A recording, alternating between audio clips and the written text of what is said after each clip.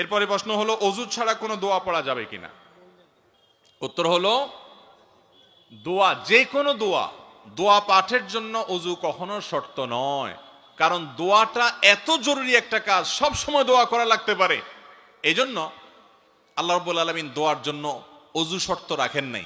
এমনকি কোরআনে কারিমও যদি মুখস্থ কেউ তেলাওয়াত করে, সেটার জন্য আল্লাহ তাআলা অজুর শর্ত রাখেন নাই।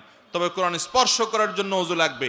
হাদিস অস্বীকারী কিছু ফিতনাবাজ বের হইছে, এরা বলে না কোরআন ধরার জন্য নাকি অজু লাগবে না, অথচ বিভিন্ন হাদিস দ্বারা এটি প্রমাণিত। সারা বিশ্বের প্রায় সব উলামায়ে কেরামি প্রায় এই ব্যাপারে একমত যে কোরআন স্পর্শ করার জন্য অজু লাগবে।